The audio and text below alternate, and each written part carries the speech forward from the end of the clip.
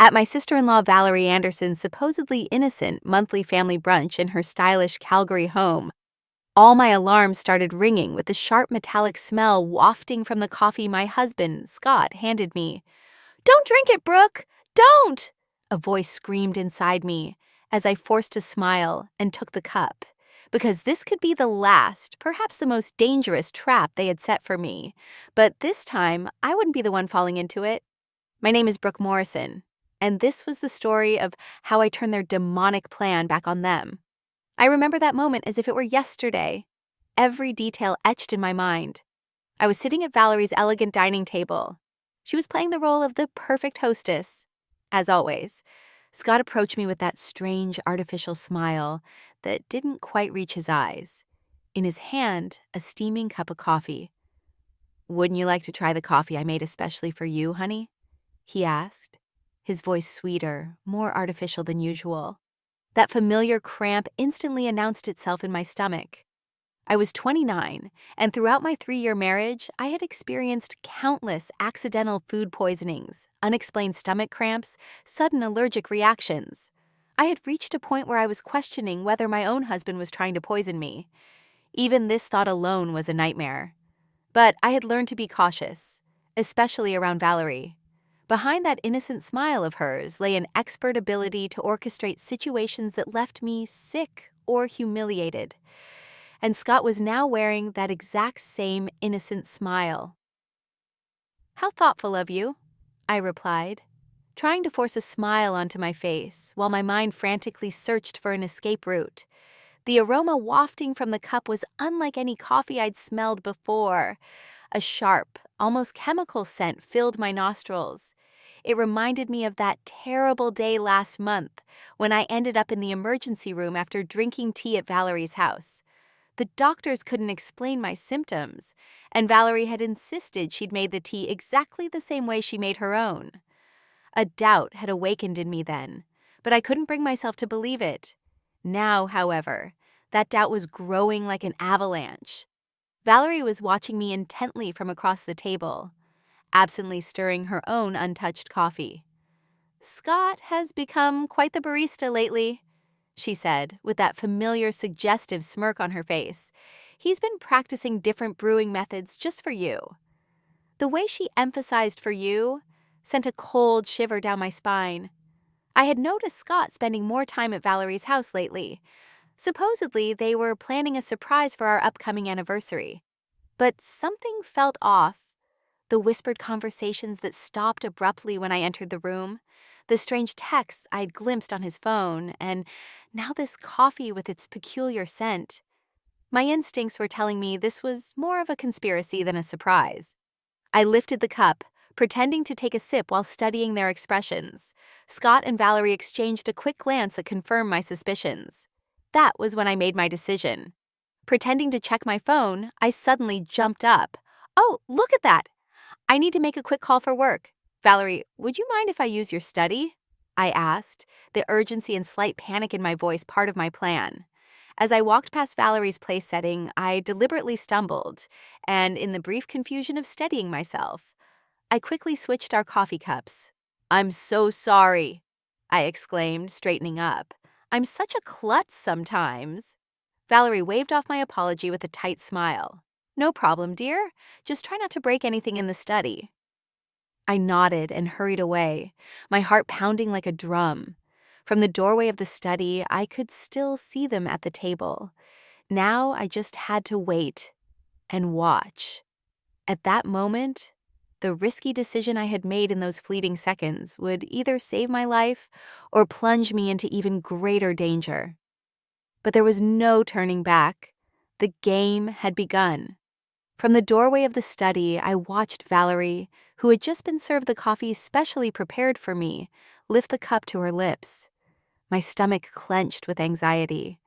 A part of me wanted to stop her, to warn her, but I needed to know the truth. I had spent too many nights in emergency rooms, too many hours doubled over in pain, always after sharing meals with them. This wasn't paranoia. This was a pattern, and I had to break this pattern.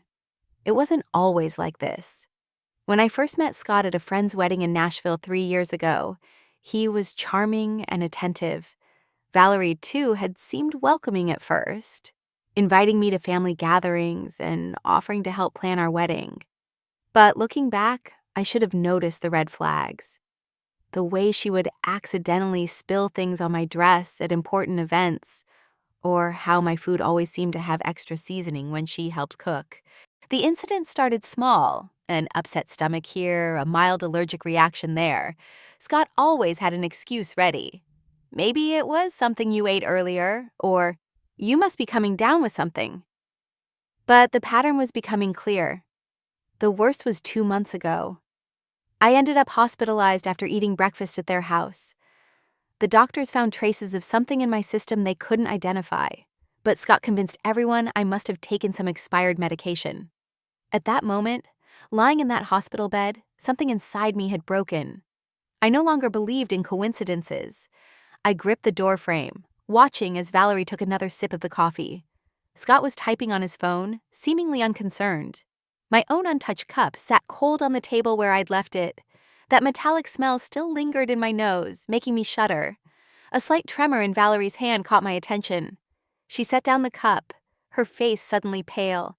"Scott," she said, her voice shaking. Something's wrong."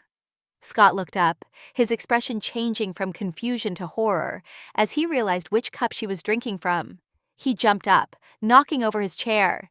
"Valerie, what's happening?" Valerie's hands were trembling violently now. I don't feel well." She tried to stand but stumbled, grabbing the edge of the table for support. "Scott, what did you put in that coffee?" I stepped out of the study, my phone already recording. Scott was beside Valerie now, his face ashen. "That wasn't supposed to be your cup," he whispered. But in the silence of the dining room, his words carried clearly. Valerie's eyes widened with realization and fear. "Call an ambulance," she gasped, sliding to the floor. "Please, I can't." I dialed 911 immediately, my hands steady despite the chaos unfolding before me. Valerie was on the floor now, her body racked with violent tremors. Scott knelt beside her, panic written across his face as he realized their plan had backfired spectacularly. "Emergency services?" "Yes, we need an ambulance at 1542 Maple Grove Drive, Calgary," I said clearly, keeping my phone recording with my other hand. "My sister-in-law appears to be having a severe reaction to something in her coffee. She's conscious, but experiencing tremors." As I spoke to the dispatcher, Valerie's eyes locked onto mine. The usual cold calculation in her gaze was replaced by raw fear. "Brooke?" she gasped. "You switched! You knew!" "Ma'am, the ambulance is on its way," the dispatcher assured me. "Please stay on the line." Scott was growing more frantic by the second. "Valerie, what's happening? That wasn't supposed to... it wasn't meant for..." "Shut up, Scott!" Valerie snapped through gritted teeth, her anger momentarily overcoming her distress. "This is all your fault. You said it would just make her sick enough to miss the board meeting next week. You promised it wouldn't be traced." My blood ran cold. The board meeting, the meeting where I was scheduled to present my proposal for a major client account, the Henderson account, the same account Valerie had been trying to land for months at our competing firms. Everything started clicking into place. "The tea last month," I said, my voice surprisingly steady. "And the breakfast incident 2 months ago. Those weren't accidents, were they?" Valerie's face contorted with another wave of pain. "That tea, that was supposed to keep you home during the Johnson contract presentation, but you went anyway." She clutched her stomach, doubling over. "Scott said, he said we just needed to discredit you, make clients think you were unreliable." The sound of sirens filled the air outside. Scott stood up, backing away from both of us. "Valerie, stop talking. You don't know what you're saying?" "I know exactly what I'm saying." Valerie spat, her words slurring slightly. "We've been planning this for months, ever since Brooke started outperforming me at every client meeting. You were supposed to make sure she drank it today." The paramedics burst through the front door, and I quickly stepped aside to let them work. As they loaded Valerie onto a stretcher, I stopped recording and sent the video to my private email. Then to my lawyer. Scott stood frozen, watching as his carefully constructed plan crumbled around him. "I'll ride with her to the hospital," I told the paramedics, my voice firm. "After all, I need to make sure my sister-in-law gets the proper treatment." I met Scott's terrified gaze, and I'm sure the doctors will be very interested in knowing exactly what was in that coffee. At that moment, in those gazes, I knew I had won. The game was over, and I was alive. The emergency room at Calgary General Hospital was a flurry of activity as doctors rushed to treat Valerie. I sat in the waiting room, my phone clutched in my hand, replaying the recording of Valerie's confession in my mind, the tremors in her voice, the panic in her eyes. It was all the evidence I needed to prove this wasn't just paranoia on my part. This was a calculated, cold-blooded attack that had been going on for months. A nurse called out, "Family of Valerie Anderson?" I stood up, noting Scott's conspicuous absence. He'd mumbled something about parking the car 20 minutes ago and hadn't returned. Clearly, he was looking for a way to escape the mess he had created. "I'm her sister-in-law," I said, following the nurse through the double doors. "How is she?"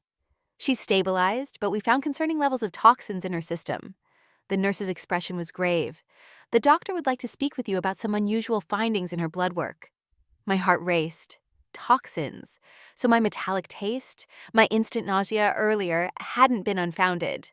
Dr. Phillips, a tall woman with graying hair and sharp eyes, was waiting by Valerie's room. "Mrs. Morrison," she said, "could you tell me exactly what happened before your sister-in-law became ill?" I took a deep breath, pulling out my phone. "I think you should listen to this first." I played the recording from brunch, watching the doctor's expression change from professional concern to alarm. "This is very serious," she said, making notes on her tablet. "The substance we found isn't something that accidentally ends up in coffee.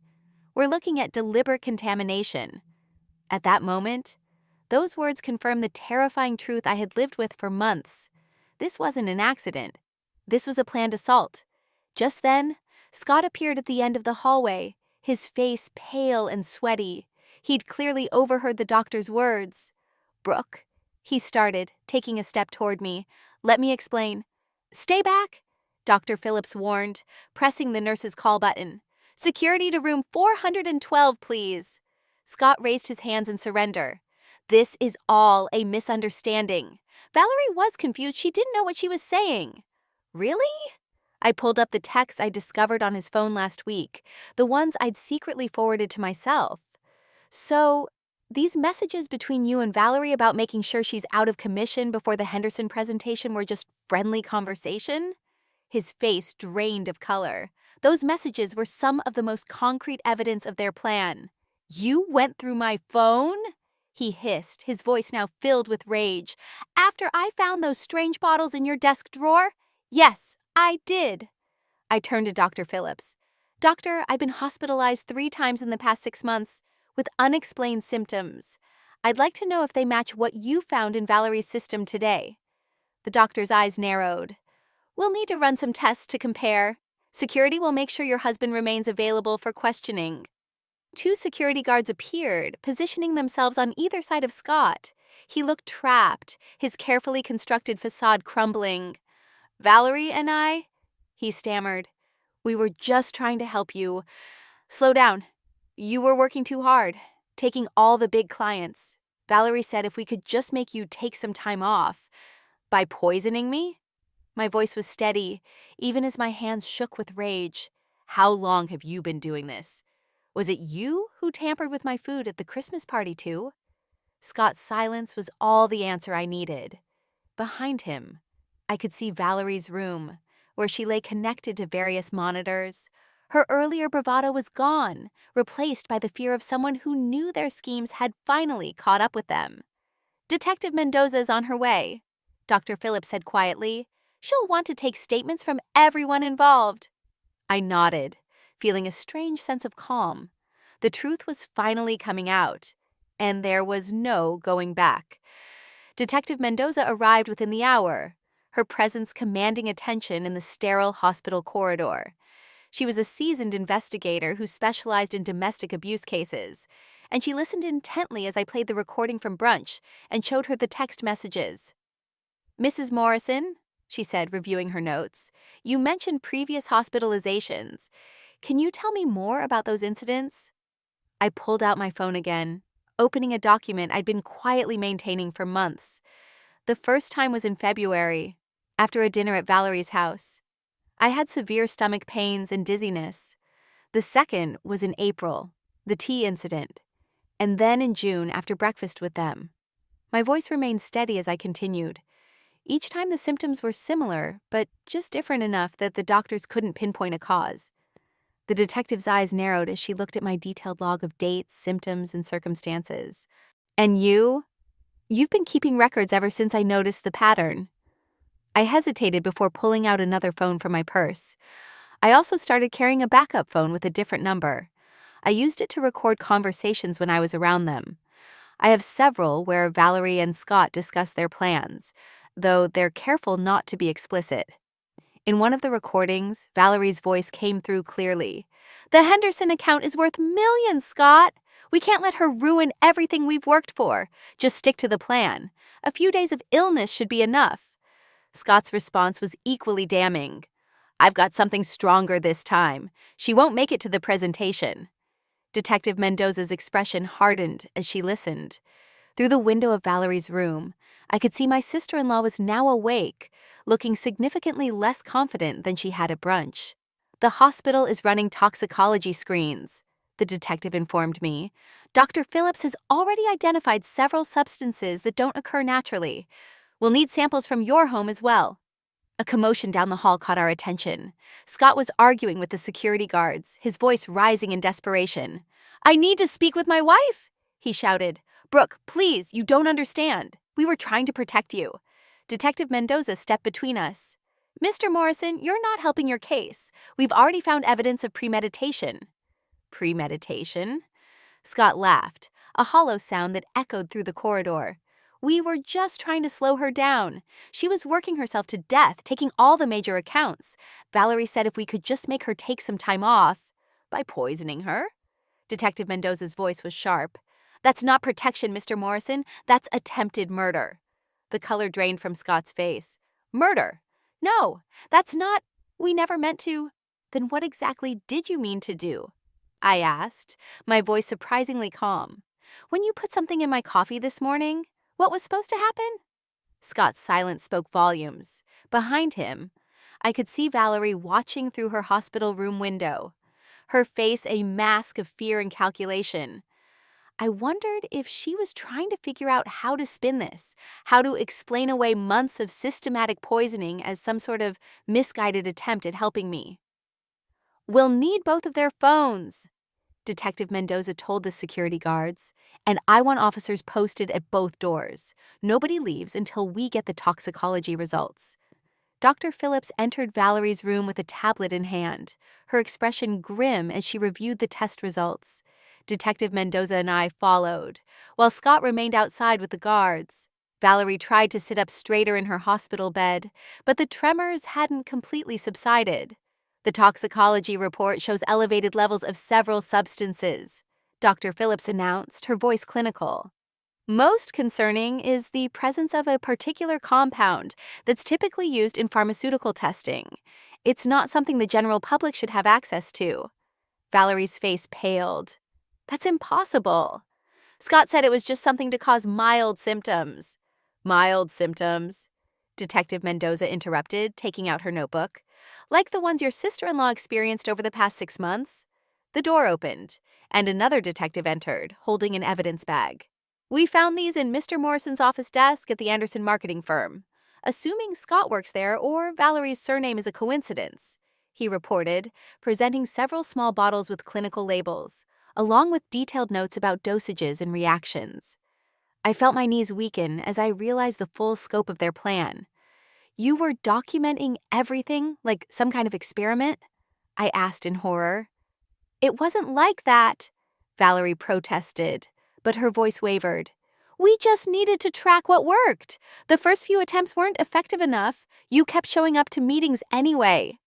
"So you increased the dosages," Detective Mendoza concluded, examining the bottles. "Did you know these substances could be lethal in higher concentrations?" The room fell silent. Scott, still visible through the window, sank into a chair in the hallway, his head in his hands.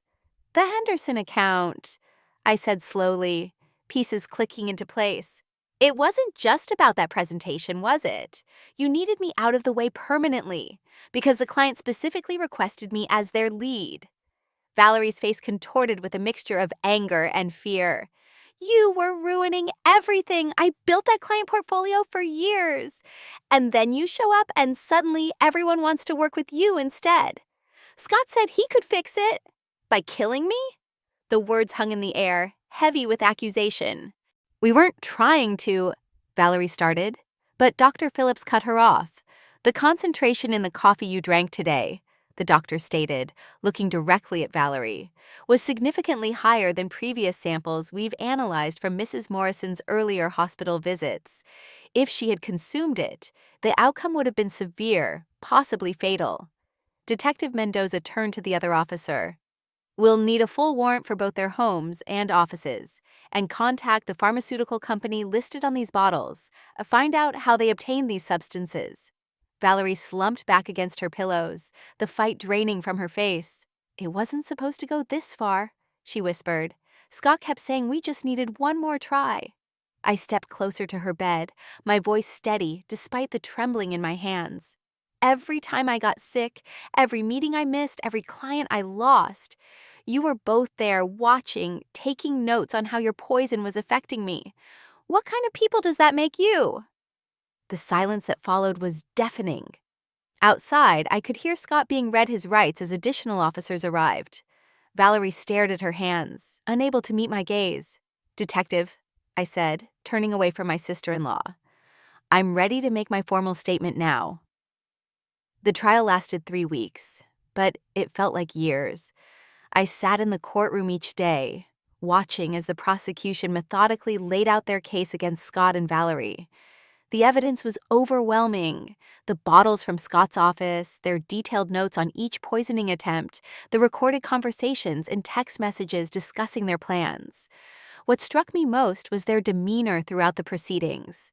Valerie, usually so polished and confident, looked small in her defendant's chair. Scott couldn't even look at me, keeping his eyes fixed on the floor as expert witnesses detailed the potentially lethal effects of the substances they'd been using. Dr. Phillips's testimony was particularly damning. She presented a comprehensive analysis showing how they had gradually increased the dosages over time, demonstrating clear intent to cause serious harm. The pharmaceutical company representative confirmed that Scott had stolen the compounds through his college friend who worked in their research department. The defendant showed a calculated pattern of behavior. The prosecutor argued in her closing statement, "This wasn't just corporate sabotage. It was a systematic attempt to harm Mrs. Morrison with a clear escalation that could have resulted in death." When the verdict was finally read, I felt no joy, only relief. Both Scott and Valerie were found guilty on multiple counts, including attempted murder and conspiracy. The judge's words echoed through the silent courtroom. The premeditated nature of these actions, carried out against a family member over an extended period, demands the maximum sentence. I watched as they were led away in handcuffs, thinking about how greed and jealousy had twisted two people I once trusted into something unrecognizable. Their business, their reputations, their freedom, all sacrificed in an attempt to destroy me. 1 year after the trial, I stood at the podium of the Calgary Business Leaders Conference, preparing to give the keynote speech. The irony wasn't lost on me. This was exactly the kind of opportunity Valerie had tried to prevent me from achieving. The Henderson account, which she and Scott had been so desperate to steal, had led to several more major clients, establishing me as one of the top marketing executives in the region. Success isn't just about talent or hard work, I began, looking out at the sea of faces. It's about integrity, about building genuine relationships based on trust. I paused, letting my words sink in. Sometimes, the biggest threats to our success come from those closest to us, but surviving those challenges makes us stronger. After my speech, several young professionals approached me, seeking advice. One woman, her eyes bright with determination, asked how I'd maintained my composure throughout the ordeal. I focused on what I could control, I told her. I gathered evidence, trusted my instincts, and refused to let fear stop me from pursuing my goals. Later that evening, I received an email from the Henderson client, confirming they were renewing their contract for another 3 years. I smiled, thinking about how differently things might have turned out if I hadn't trusted my instincts that day at brunch. The local paper had run a small article that morning about Valérie and Scott beginning their prison sentences. I didn't read it.